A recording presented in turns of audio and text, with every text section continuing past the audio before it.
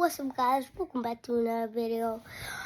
Today, we have been gonna be watching the Money Game, as you have been noticed right here.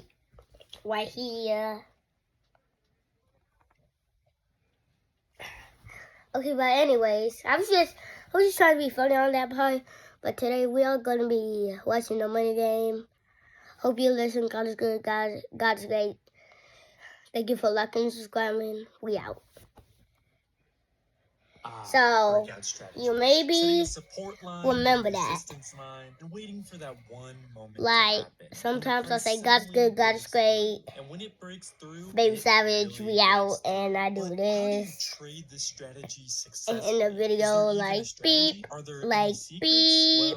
Yes, you know. there's a couple. And lucky for you, I'm about to share them in this video. Let's not waste any time. Let's get straight to it. Has this ever happened to you? You set your support line, you set your resistance line, and wait for a breakout to happen. Once you see that the price suddenly breaks through your resistance, you enter a trade extremely excited. Goldfish. You're prepared for a huge jump in price. Goldfish. You get your popcorn, sit down, stare at your monitor, but then suddenly the price reverses and dips. You stare at your screen confused. Goldfish. Happened and your portfolio just tanked. Well, I'm going to teach you a secret so this never happens to you again. So the first question we need to ask ourselves is, what is a breakout? Well, a breakout is when you have a support and resistance where there are multiple key rejections for both. The actual breakout happens when the price bursts through one of those key levels. And notice what happens. When the price does break through, it starts soaring, making at this point right here a great entry point. But the question is, how do we find setups like this, where the market could potentially have a breakout?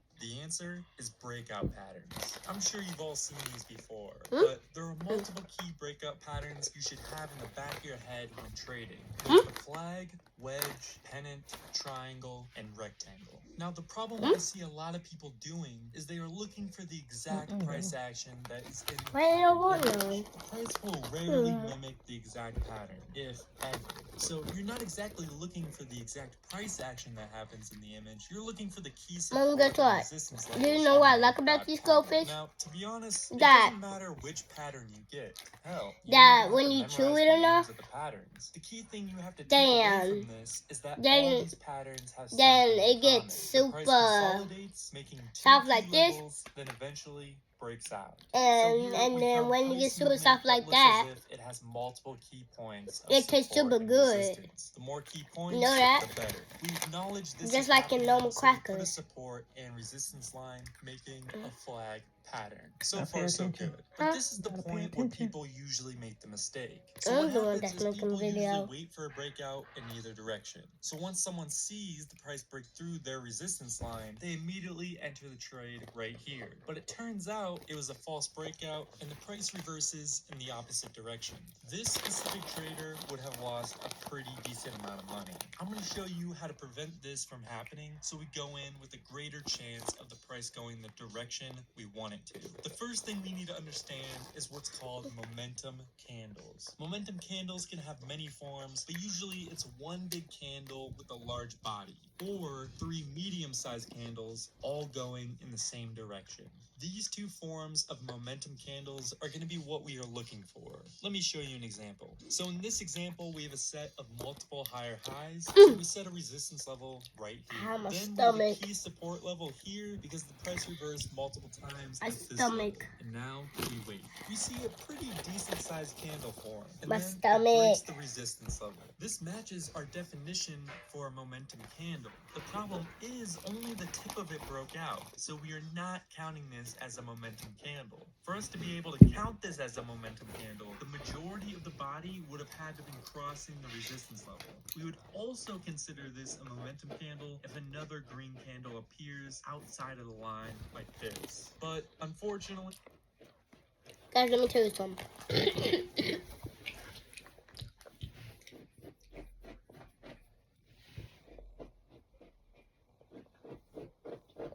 First things first. I see a strength candle, which is right here. Let me show it to you. Alright. A strength candle is right here. And sometimes strength candles And I see a hammer right here. You may not see it, but hold on. Okay, now you can see it. It's right here. Either direction is still a hammer. Right here. And there was another hammer right here. Another hammer. Another one. Another one. So what do the hammers mean? Let me tell you one more thing. Okay. This is the control trade. I just came up with the name. But this means no one is controls. No one is in control of this candle. What I'm trying to say is no one is control of this candle. No one. The candle itself decides. It either goes up or down. Oh, my stomach. Hold on. Oh, my stomach. It was a red candle instead, so we ignored the signal. Let me show you. Hold on, let me go.